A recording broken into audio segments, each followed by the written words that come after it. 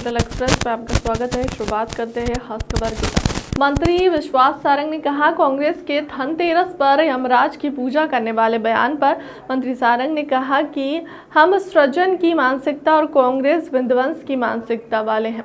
कांग्रेस के बयान से उनकी मानसिकता का पता चलता है। उन्होंने कहा, अध्यक्ष चुनाव को लेकर मंत्री सारंग का बयान है कि कांग्रेस अध्यक्ष का नाम परिवर्तित कर देना चाहिए। मंत्री सारंग खड़गे को अध्यक्ष बनाने के लिए ही कांग्रेस ने नाटक किया है। खड़गे ने खुद का कहा है, जो राष्ट्रीय अध्यक्ष बनेगा वो बलि का बकरा होगा। कांग्रेस अध्यक्ष को अब BKB यानी बलि का बकरा बोलना चाहिए। देखिए, हम हर तरह हर स्थिति पर पूरी नज़र रखे हुए हैं।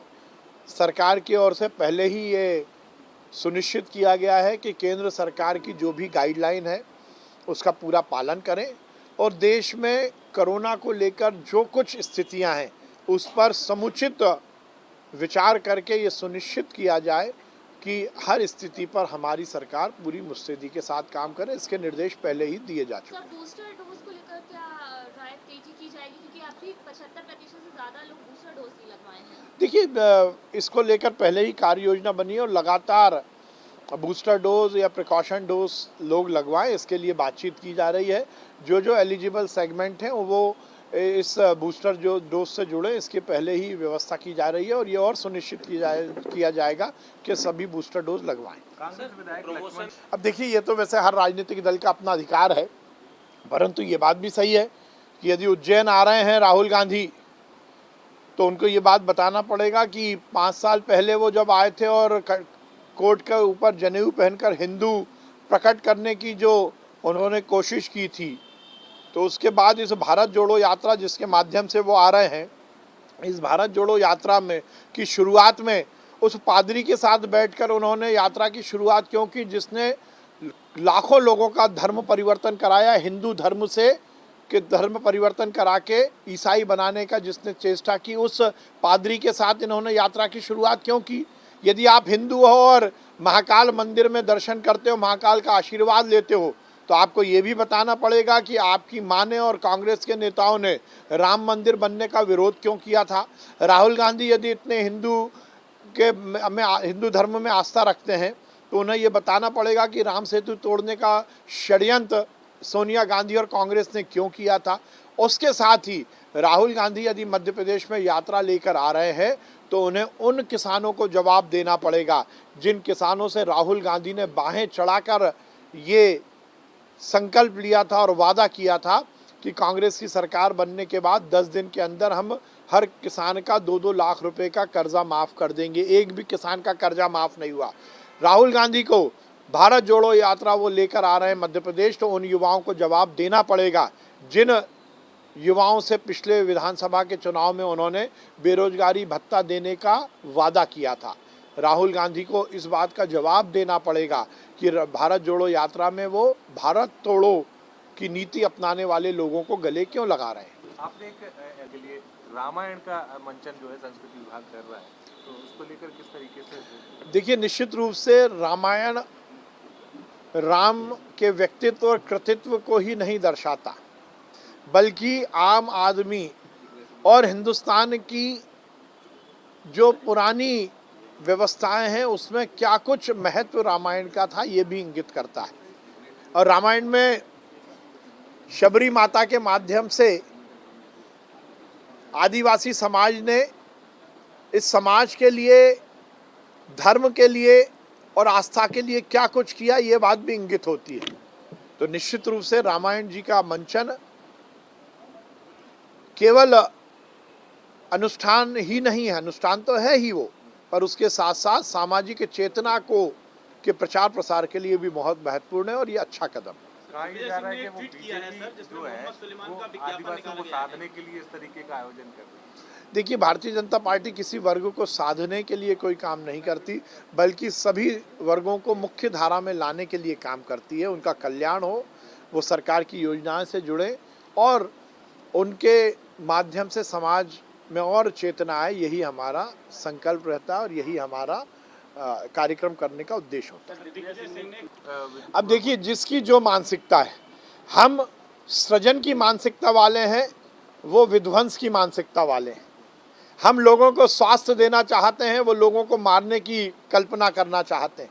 इससे कांग्रेस की मानसिकता का परिचय होता है। हमने कहा कि जो स्वास्थ्य का लाभ देने वाले भगवान हैं, जो निरोगी काया का आशीर्वाद देने वाले भगवान हैं, उन धन्वंतरी भगवान की पूजा करो। और कांग्रेस कह रही है कि जो प्राण लेते हैं ऐसे यमराज की पूजा करो।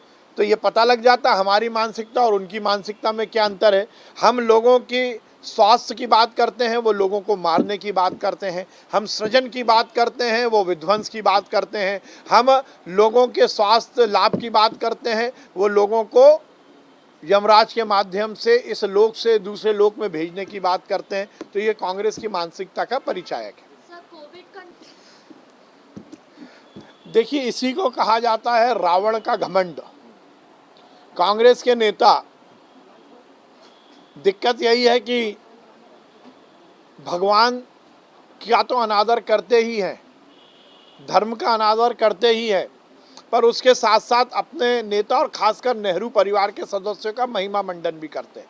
लक्ष्मण सिंह जी ने बहुत अच्छी बात बोली, और लक्ष्मण सिंह जी तो हर समय अपनी बेबाकी के लिए माने भी जाते हैं। ये बात सही है, इससे ज़्यादा धृष्टता और कुछ नहीं हो सकती। भगवान राम से परिकल्पना करना, कल्पना करना, इससे ज़्यादा शर्मनाक कुछ हो सकता है क्या। और राहुल गांधी को और कांग्रेस को माफ़ी मांगनी चाहिए। और ऐसे व्यक्ति जो कि राम की कल्पना, राम की तुलना राहुल गांधी से कर रहे हैं, उसको कांग्रेस से निकाला जाना चाहिए। उन्होंने भी मांग की है, वो कह रहे हैं कि अपेक्षा है नए राष्ट्रीय अध्यक्ष से कि ऐसे लोगों पर कार्रवाई होगी जो चाटुकारी है। हाँ, निश्चित रूप से लक्ष्मण सिंह जी ने जो कहा है, अब जो भी बीकेबी है कांग्रेस के, उनको ये चाहिए कि ऐसे लोगों पर कार्रवाई करें, नहीं तो ये माना जाएगा कि कांग्रेस हर समय भगवान का और हिंदू देवी देवताओं का अपमान करती है। सर, प्रमोशन में आरक्षण का प्रस्ताव समाए चुनावी रथ शुरू कर रहे हैं, चुनावी यात्रा। सर, 20 अक्टूबर को महापंचायत को बुलाई है जयस ने। जो नेता विधानसभा सत्र को कहता है ये बकवास है, वो विधानसभा चुनाव में कितना सीरियस होगा ये आप समझ सकते हो। क्योंकि कमलनाथ जी को अपनी पीसीसी के अध्यक्ष पद की कुर्सी को बचाकर रखना है, इसलिए 15-20 दिन 25 दिन में एक आध राजनीतिक कार्यक्रम में शामिल हो जाते हैं। पर मुद्दा यह है कि बाकी नेता कहाँ हैं, ढूंढते रह जाओगे। कांग्रेस के नेता गायब हैं कमलनाथ के अलावा। दिग्विजय सिंह है नहीं, सुरेश पचौरी है नहीं, अरुण यादव है नहीं। कहाँ है मध्य प्रदेश के बाकी नेता। अपनी ढपली, अपना ढोल से काम नहीं चलता। अकेले आलाप लगा देने से संगीत संध्या नहीं सजती।